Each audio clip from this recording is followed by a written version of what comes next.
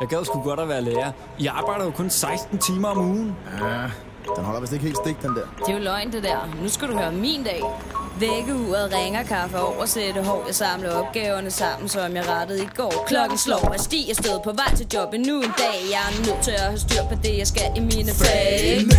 Kunne man tro, du har jo fri fra det to. Går ned i klassen, en elev råber så. Men hvad nu, hvad er der sket? Der er en, der græder, beder om ro. En fra klassen skruer op for lyden på sin telefon. Efter lidt tid, så falder de ned, og jeg får styr på den konflikt. Men jeg må ud og hente ham, som synes det var helt okay. Han gik nu matematik. Det skal være differentieret, dokumenteret og velorganiseret. Jeg skal i gang med geometri. Jeg viser dem, hvad det vil sige. Kloge børn, når for søren. Klokken er 9, jeg pakker bøger sammen. Nu til dansk undervisning. Selvom der er mål, er det jo ikke en brugsanvisning. Det er skønne børn, men nogen har det lidt svært. Alle problemerne derhjemme gør det virkelig svært at få det lært. Derfor er jeg omsorgsfuld og virkelig ihærdig. Jeg spørger til lektierne, men de har ikke lavet dem færdige. Jeg lyver og går hjem klokken 10.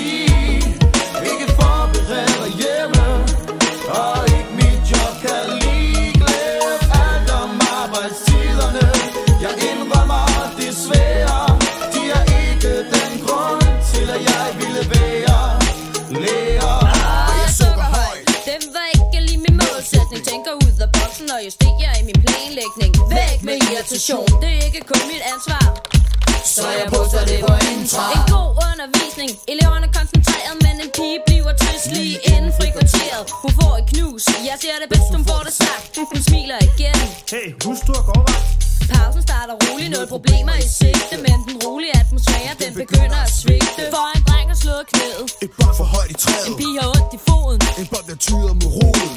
Rundt og trøste, op forklarer skolens regler. Og klokken ringer ikke, mit energiniveau det daler. Jeg er hurtigt klar igen, det er jeg nødt til at være. Men det er sgu også det hele værd, når man er skolelærer. Men jeg lyver og går hjem klokken 10. Ikke forberedt hjemme, og ikke mit job kan lige glemme alt om arbejdstiderne. Jeg indrømmer desværre, de er ikke den grund til, at jeg ville være lærer. I gang med nye lektioner, det kræver overblik. Finde alle instrumenter, producere musik. Øv, lyrik, puls og sang. 3 elever føler tvang, selvom det er deres smag, jeg har forsøgt at ramme. Ned i klassen og spise, ingen elever er tavse. Jeg får en bid af maden, nu slutter spisepause. 15 minutter, hvor jeg kunne sidde ned, men jeg er nødt til at kopiere, så er der ikke rigtig tid. Aller sidste time, flere hænger med hovedet, men jeg er engageret og bevarer også modet. Men det er hårdere end jeg troede, da jeg gik på seminariet. Mere ansvar, mere jeg skal overveje. Ja, det er fri.